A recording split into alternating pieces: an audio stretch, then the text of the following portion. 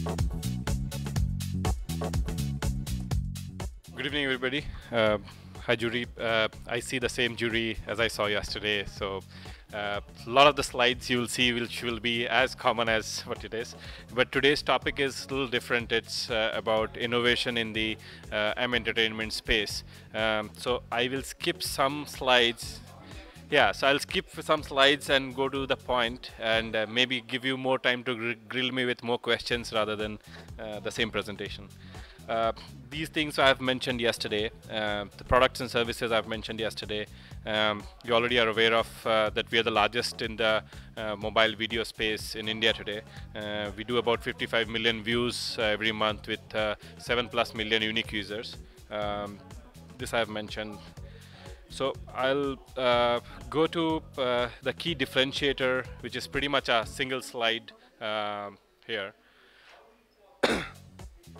So the question is, what is the innovation that we have done versus other people in the market?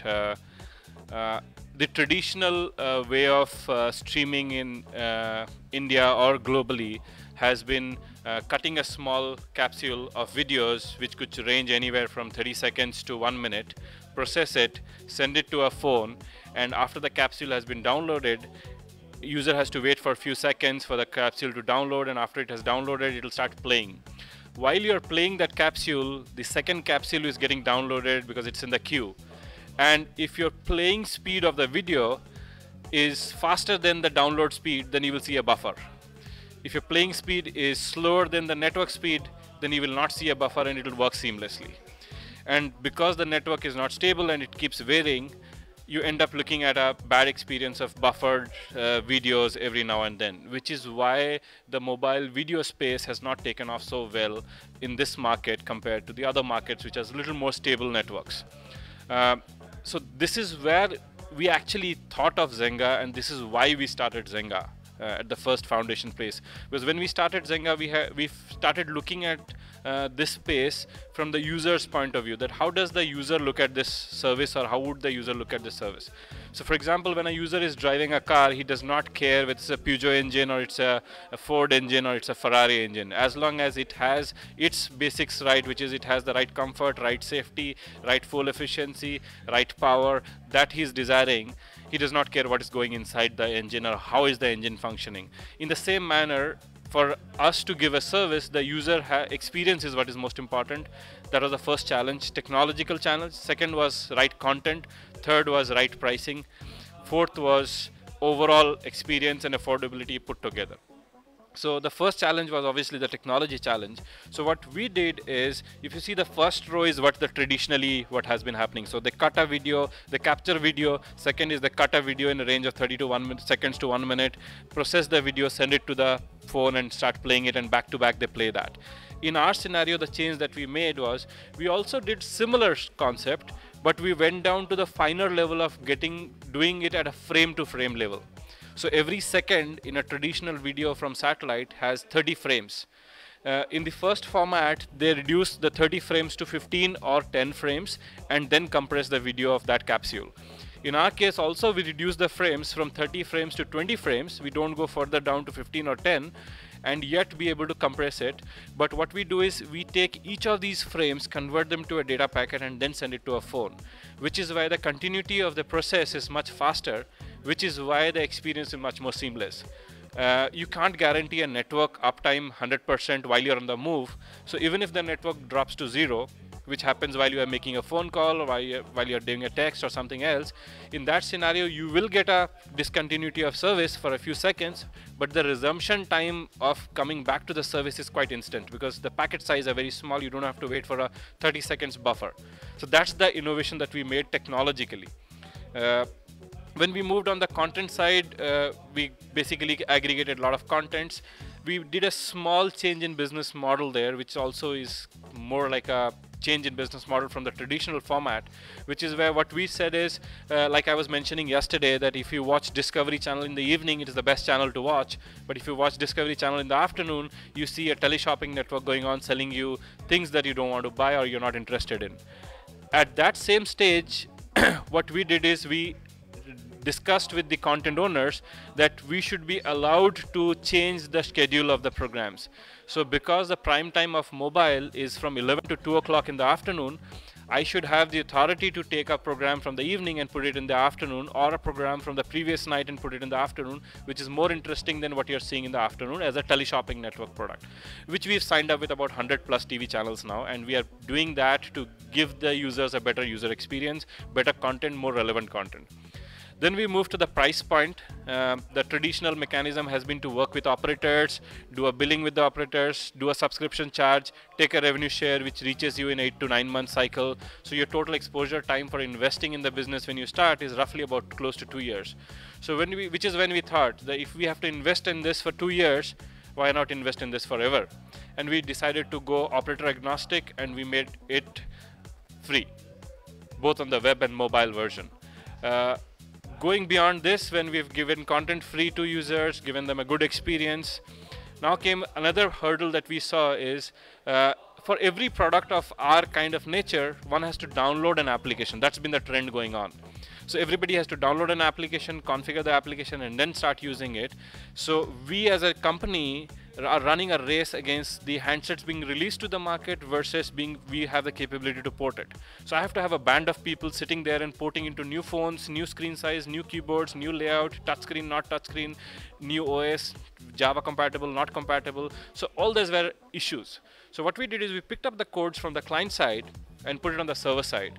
And now we are capable to run it on a browser-based environment. So all I need now is a browser, a data connectivity, and the phone residentially should have a streaming protocol enabled. As long as any phone which has these 3 features, we can stream. So suddenly that whole bunch of 50 people that were there for porting a device, every new device disappeared, and I could move that money into doing better activity and focus better. So any new phone which reaches market, we are not concerned as long as it has these 3 features, which is handset agnostic, OS agnostic, and we don't care whether it has a Java, it does not have a Java, it runs on a Silverlight, or it runs on a Flash. We don't care about it. All we do is directly stream on that as long as. So our compatibility suddenly became all the phones which has these features, compared to our competitors or the other people in the market who are still struggling on creating an application and doing this. Now there are benefits of having an application and not having an application. Having an application, you don't have to remember a lot of things. So what we did is, for the comfort, and also while we are migrating users to this new habit of remembering a URL rather than having an application, we gave them an application. The application basically is a very small 10 KB application, so small that it can be burnt on a SIM card, does not even need a phone. The job of the application is, it has a logo which sits on your menu, you click on it, it opens the browser, opens the URL for you and gives you the URL. And that just does the job of an application for us. So these features put together gave us a leverage and a gap that our nearest competitor in the market has sub 1.5 million users, whereas we have 7 million users. And we've broken the ties this way. And this is overall as an innovation that we've put together to be able to reach out to more people, have more consumption, have more seamless behavior for the user. So overall, I think this is my submission from an innovation prospect. The rest of it is what I have already shared, which are the awards that we've received, the other things that we've got because of these factors. So I'm open for questions if you have any.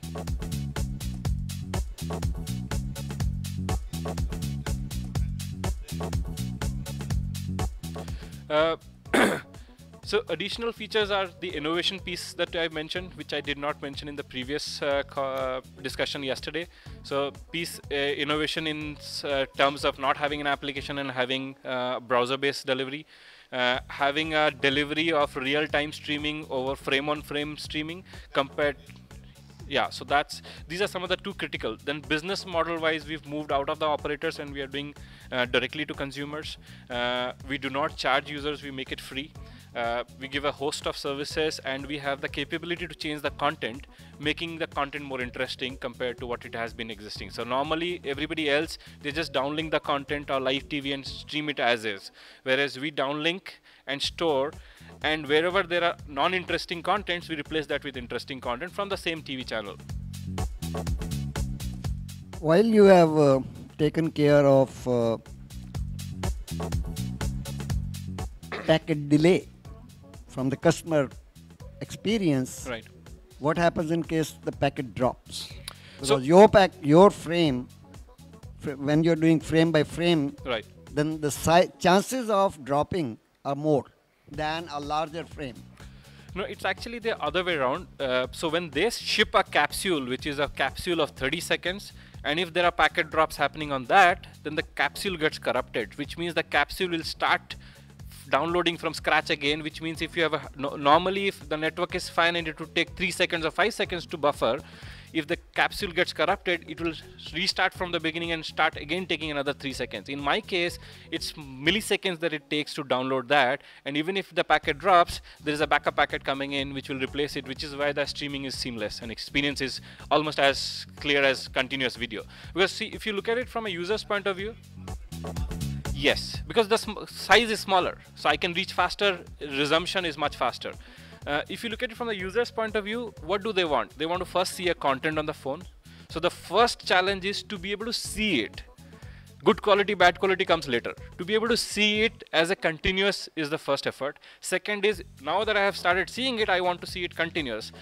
Now after I've seen continuous, I want to see it at a good quality, and after good quality then comes the quality of HD and then all that other stuff. And while I'm seeing it, I also need a good content. So as long as you can finish this ecosystem, the client is happy and the addiction of consuming content is higher. If you notice, we've never advertised. Zynga, as a policy, I run multiple brands of products, and apart from this, I also run another product which is called Cricket Companion, which is also the world's largest cricket application base. We are way above Yahoo Cricket and Cricinfos and all that on mobile phone. We've never advertised. It's all word of mouth, which is why my concurrency of users coming back is extremely high. So I have very high loyal customers compared to me bombarding a series of SMSs and expecting people to come, use me one time and never come back. If you look at the standards of MVAS in the market, the concurrency rates of MVAS applications are between 4 to 8%. I'm doing a concurrency percent of more than 60%. And that's because of the relevance of the need-based acquisition rather. I think you raised a question yesterday that I couldn't reach you and you haven't discovered me. So the moment you have a need of watching a content on mobile and you do a search, you'll find me there. If I push you, alternatively, you might ignore it. I was your cricket app customer. Oh, you did? Yeah, but I dropped out because I was never able to get through to you. I just took away that application from my phone. For Zynga TV application? Yeah. Which year was this? Last year. We didn't have cricket application last year. You had the Cricket Companion application you're saying? No. The Zynga application? Anyway, I think your innovation in technology is well appreciated. Thank you. If others have other questions, sure. Just a second. Thank you. My question was on your way of streaming. I have come across this same frame-by-frame relay also elsewhere. It's not a proprietary technology. It's proprietary for us, yes. There is no other frame-by-frame relay technology available in the whole world. No one else is Nobody else has this in the whole world. That's interesting. So this has been developed by you? Solely by, not me alone, my team. I mean Zynga. I ideated it, but I didn't code. My team does that. Very good, very good. In the process of patenting, but we have two partners, so I don't believe in patenting, he believes in patenting, so he's forcing it to be patented. No, patented. I don't believe in patenting is because by the time I get the patent award, the technology will be obsolete. It is not about money, it's about recognition. Yeah, agreed. Jagdish Bose never did it. Absolutely. And Marconi did. I can understand. I understand. Welcome. Thank you.